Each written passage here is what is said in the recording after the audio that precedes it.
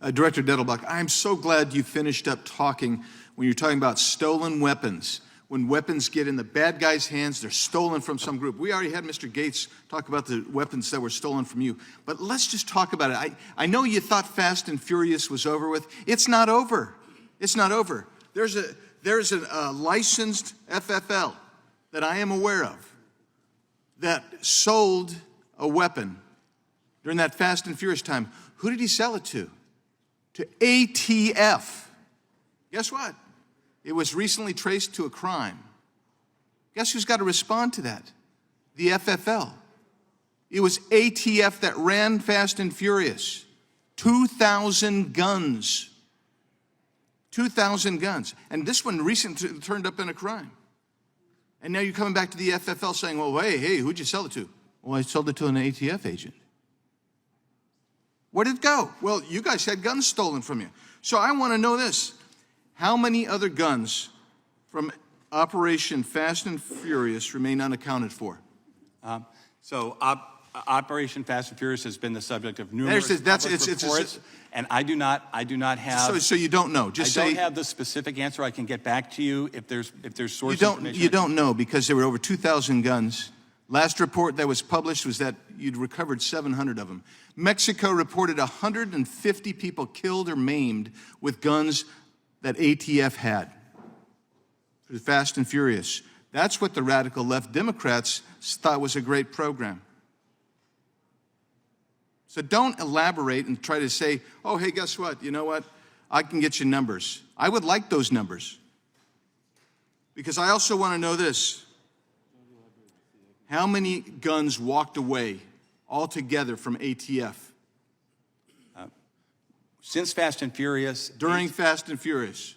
Fast and Furious, which was, I think, 15 years ago, there were reports I can check and get back to you with the public record, but we have implemented numerous controls to try and make sure that we're respecting public safety. But what happened earlier today, it was just reported this year, the IG said that you still haven't implemented enough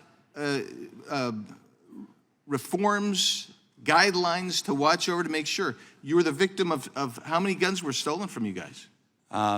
Most of the items that were stolen from the National Destruction Branch, which is what I think you're referring to, were parts, were firearm components. There were some number of firearms that were also stolen. You're not going to tell us the number? And I don't know sitting here the exact number of complete How many guns from firearms Fast and Furious were recovered at crime scenes? Again, I don't want to. How many FFLs are you inspecting today because they sold to ATF during Fast and Furious? Do you know that? I don't believe we're inspecting any FFLs today. Well, sure you are. Sure you are. Because I've had please allow me to finish. Because of any conduct that relates in any way, shape, or form to Fast and Furious. Well, sure you are, because I know, because an FFL contacted me and showed me the docs. You guys are inspecting and going after an FFL who sold to ATF. I'm sorry if I misunderstood. I thought your question was, are we inspecting people because of conduct in Fast and Furious? It would be 15 years since it would be normal, which is the normal course of business to inspect a federally licensed firearms dealer once a decade. But the problem that we have here, and this is just one of many FFLs that are undergoing rigorous problems from you guys.